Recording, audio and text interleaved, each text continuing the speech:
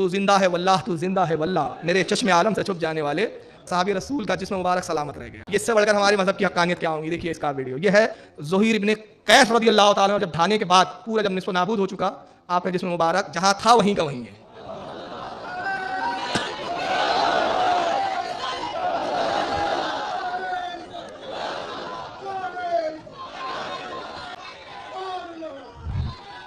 ये सहाबी रसूल ने बता दिया बर वक्त, ये ढाने का तुम्हारा अकीदा नजरिया बकवास है, बदतरीन अकीदा है। और मेरी जिस्म सलामत होकर ये बता रहा है कि जब मैं सलामत हूं तो मेरा नबी कितना सलामत होगा। अब आइए तस्वीर का दूसरा रुख मैं बता रहा हूं। ये पहला रुख था, मैंने हदीसों से भी रद्द किया कि कब्र को ढाना रसूलुल्लाह की सुन्नत नहीं है। और एक आखिरी बात मेरे दोस्तों ने कहा था ये जरूर बोल कर जाना, मैं भूल गया था, फिर याद आ गया। एक आखिरी बात, पूरी दुनिया वहाबियत को चैलेंज कर रहा हूं मैं, अगर हलाली हो, अगर हलाली हो, बहुत सब जुमले, और सख्त इसीलिए जुमले कुछ बाद में बोलेंगे, बहुत सब जुमले इस्तेमाल किया उसने। मैं कहूंगा तुमने हमारे बुजुर्गों की कब्रों को ढाया, इससे ज्यादा सख्त काम और कोई नहीं हो सकता। मेरी ये जुमलों की सख्ती कम है उसके मुकाबले में। अगर हलाली हो, मुझे सिर्फ इतना साबित कर दो। तुम कहते हो हजरत अली को ने अपने एक सहाबी को हुक्म दिया कब्रों को ढा दो, रसूलुल्लाह ने अली को कहा जो कब्र मेरे उसको ढा दो। अगर हलाली हो तो बता दो तारीख में वो कौन सा सहाबी था जिसकी कब्र को अली ने ढाया, उस सहाबी का नाम बताओ, मैं तुम्हारी गुलामी करने के लिए तैयार। कयामत तक नहीं बता सकती। यहां से तस्वीर का दूसरा रुख, जालिम हो तुम, कल तक डाकू थे तुम, हुकूमत चलाते थे, आज हुकूमत के ओहदेदार बने बैठे हो। पहले ये क्लिप सुन ले ताकि फिर एक बार मैं याद दहानी करवा दूं। रसूलुल्लाह सल्लल्लाहु अलैहि वसल्लम ने मक्के को फतह किया, हजरत अली को कहा अली जाओ हर बुत को तोड़ डालो, हर ऊंची कब्र को मिला दो, हर पक्की कब्र को तोड़ डालो। औ कमा क़ाल अलैहि सल्लतु वस्सलाम। सही मुस्लिम की रिवायत इन पीरों को, इन पुराणों को कि जालिम हजरत अली इब्ने अबी तालिब रज़ियल्लाहु ताला कि जहां भी कोई मूर्ति नजर आए ये सहाबा का काम। अब यहां तक तो ठीक है कि भाई कब्रों को ढाना नबियों का काम है। चलिए भाई जरा तस्वीर का दूसरा रुख, ये अपने तैमिया की कब्र है, ये कब ढाओगे? अपने बाप को क्यों छोड़ दिया? हिम्मत हो तो नबियों का काम यहां करके बताओ। इस्माइल दहलवी, नाम जरा सुनिए, मज़ारे अक़दस। तुम्हारे इन खबीसों का तकद्दुस बाकी, फातिमा का तकद्दुस तुम्हें नजर नहीं आया, खातून जन्नत का तकद्दुस नजर नहीं आया, बुलडोजर चला दिया। महराज खबीस, हिम्मत हो तो पहले इसको ढाके बता, इसको बम से उड़ा। 1 2 3 4 स्टेप में बनी है, ऊपर फिर मट्टी और उस पर फिर घास भी उगाई गई है। आप फूल चढ़ा दो, बिदअत, घास उगा दिया इन्होंने, इसको भी बम से उड़ाओ भाई। चलिए आगे बढ़िए, आईना देखते जाइए आप। ये सिद्दीक हसन भोपाली की कब्र है हिंदुस्तान में। इनके बहुत बड़े तुर्रम खां थे नवाब सिद्दीक हसन भोपाली। इसको कब ढाने का इरादा है? यकीन मानो दातागंज बख्श लाहौरी पे हमारे सामने आओगे तो तुम्हारी ईट सीट बजा देंगे। चुप कर, आते बम लेकर, चुप कर। चलिए ये ओल्ड कब्र है, पुरानी कब्र है। कौन है ये? अब्दुल अजीज बिन अब्दुल रहमान आले सऊद की पहले कच्ची कब्र बनी। देखिए डेवलपमेंट कैसे होगा किस्तों बार और बिद्दत मुलाहिजा कीजिए आगे। फातिहा भी हो रही है साहब, फातिहा भी हो रही है, सब जायज हो गया यहाँ पर। और वो तौसीफ बगल में बैठा है, ये नजदे के अय्याश नजर नहीं आ रहे उनको, उसको हिंदुस्तान की गरीब नवाज दातागंज लाहौरी कब्रें बड़ी खल रही है। चलिए आगे बढ़िए। अब ये देवबंदी हजरात बेनजीर भुट्टो की कब्र में फातिहा पढ़ने चले गए मौलाना साहब। औरतें कुरान खानी कर रही है वहां पर। नसीहतें सब दूसरों के लिए हैं, अपने लिए कुछ भी नहीं है। जन्नतुल बकी में वहाँ फोटो नहीं लेने दिया जाता है। हमारे एक अजीज गए थे, बहुत कोशिश की। जन्नतुल बकी का एक पिछवाड़े का हिस्सा है, वहाँ सब बादशाह की पक्की कब्रें बनी हुई है इनकी। ये पहले दूसरे तीसरे चौथे पूरी खानदान बैठी हुई है वहाँ, लेकिन वो फोटो नहीं लेने देते। इंशाल्लाह अगर फोटो मिल जाएंगे तो किसी प्रोग्राम में वो भी आईने के तौर पर दिखा दूंगा मैं। और कितने बेअदब जमात है, इनकी बेअदबी का मुलाहिजा एक मंजर देखें आप। ये मस्जिद नबी में बैठा है खबीस, पैर किबले की तरफ है। ये बेअदब लोग है। ये हरम में बैठे हुए हैं, ये काबेतुल्लाह की तरफ पैर है, कुरान बीच में रखा हुआ है। ये भी हरम में दूसरा बैठा है। सब नजदी खबीस बैठे हैं, अकलों पे पर्दे पड़े हुए हैं। मैं बुखारी की एक ज़बानी हदीस सुना देता हूँ। अनस इब्न मालिक से रिवायत है, जिल्द नंबर 1।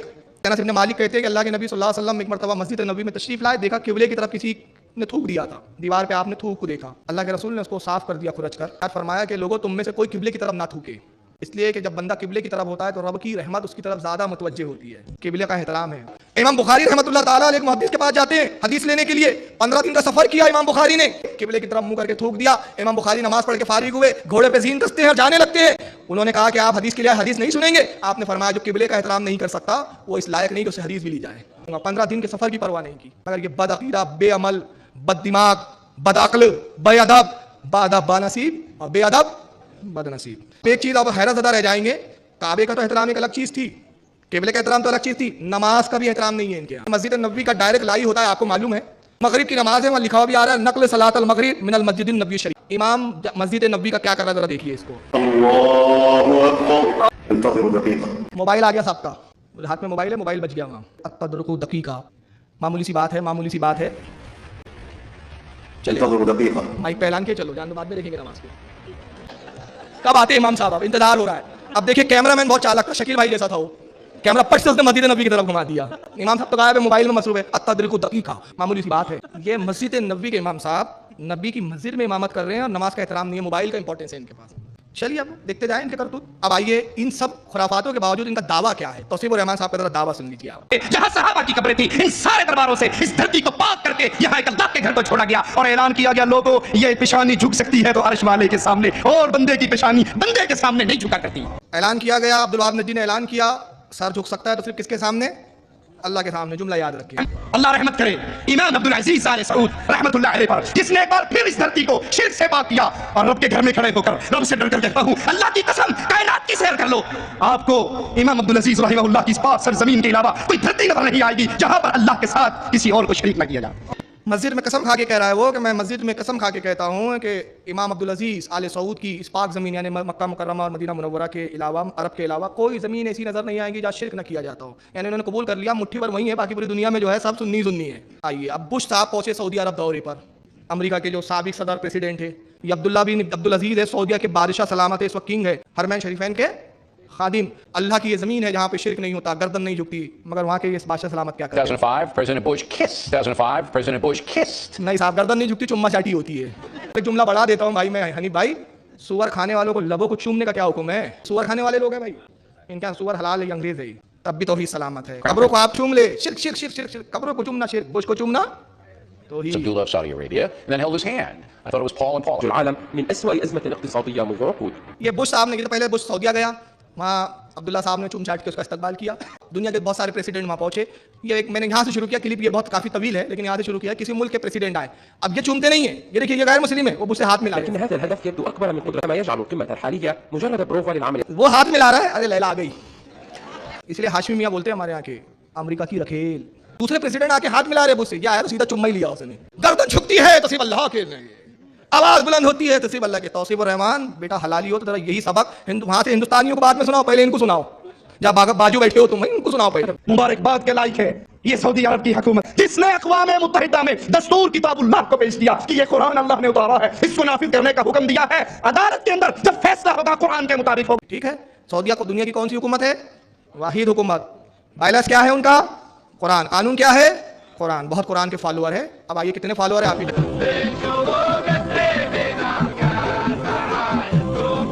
ये नेशनल डे मनाया जा रहा है, आप मिलादुन नबी मनाओ, बिदअत। जिस दिन इन्होंने कब्जा किया वो डे को आज तक मनाते हैं, ये जश्न कब्जा मनाते हैं। तलवार इतनी पतली ला रहे, वो बता रहे हैं किसी काम की नहीं है ये।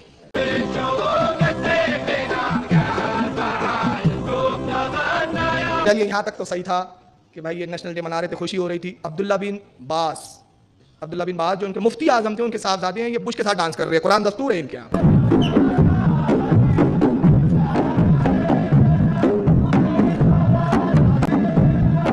हर बात में आपसे हदीस का मुतालबा, हर बात में हदीस में है क्या, हदीस में है क्या? यारो हमसे भी तो कहने दो, ये हदीस में है क्या? और अल्लाह तो फरमा रहा है यहूद और नसारा तुम्हारे कभी दोस्त नहीं हो सकते, और जो उनसे दोस्ती करे वो उन्हीं में से है, और तुम उनके साथ रक्स कर रहे हो। और दुनिया की वाहिद हुकूमत है, मुबारकबाद के लायक है सऊदी अरबिया की हुकूमत। अच्छा बेटा रियाल पे बोल रहे हो। मैंने बताया कि इनका झंडा क्या है?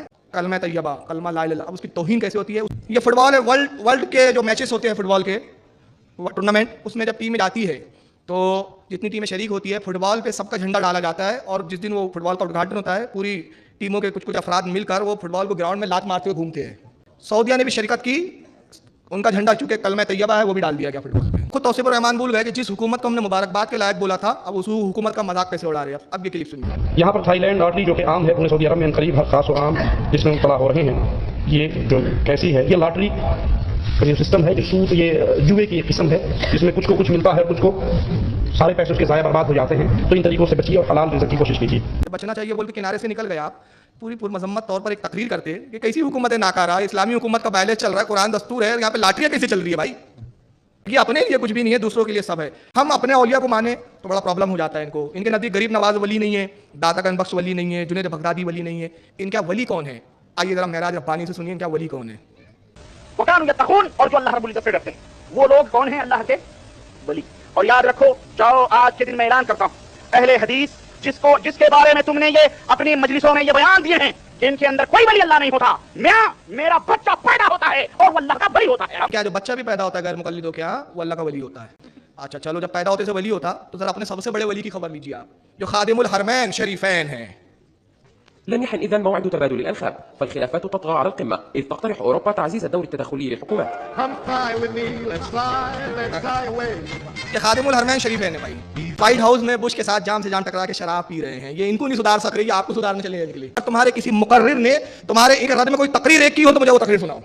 जिस दिन तुम तकरीर करोगे ना उस दिन से बेदखल हो जाओगे, सऊदी से रियाले मिलना तुमको बंद हो जाएंगे। ये खादिमुल हरमैन शरीफैन है जो शराब पी रहे हैं। तो बहरहाल ये वली है, इस पर मेरे को शेर याद आ रहा है, सुनिए, बड़ा प्यारा शेर हमारे अहले सुन्नत के शायर कमर लुधियानवी ने कहा था। ऐसा लगता है कि बिल्कुल तर्जुमानी की इस मंजर की। कहते पढ़ता हूँ तो कहती है खालिक की ये किताब, खालिक की किताब है ना कुरान, मिस्ल यहूद के सऊद भी अजाब, उस कौम के बारे में कमर क्या लिखे, काबे की कमाई से जो पीते हैं शराब। जो बच्चा पैदा होता है वो अल्लाह का वली है। आइए जरा इनके वली बच्चों को देखिए।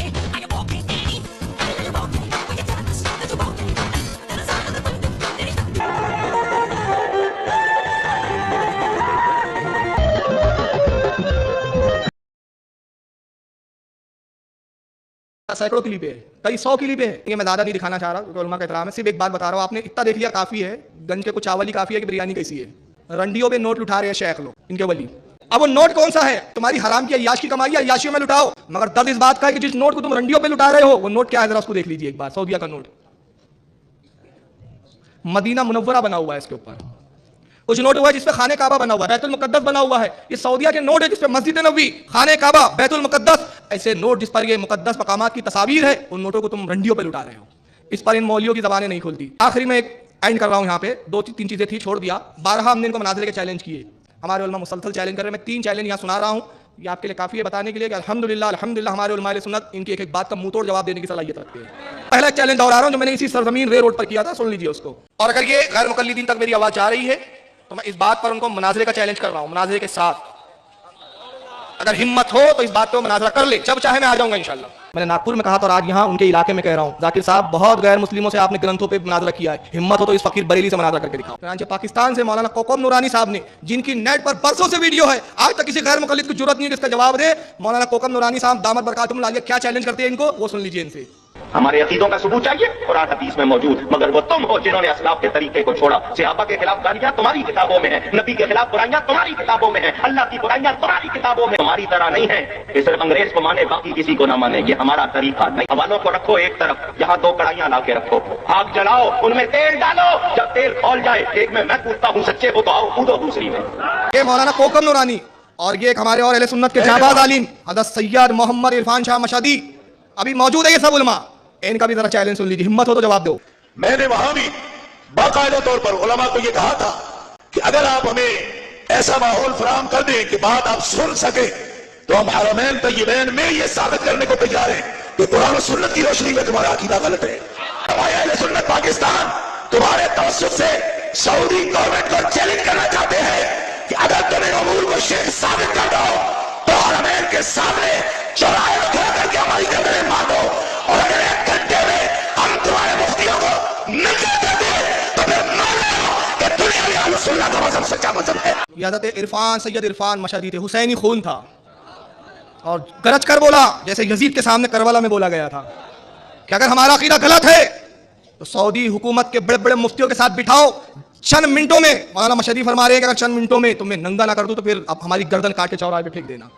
मगर आज तक इनके किसी भी मुफ्ती को जरूरत नहीं हुई। लोगों को ये बहकाने आते हैं, मैं बारहा कहता हूँ, ये उससे बात करने आते हैं जो कुरान और हदीस जो नहीं जानते बेचारे, ये कारोबार करने वालों के पास आते हैं ये। तो बहरहाल बहुत सारी चीज़ें हैं।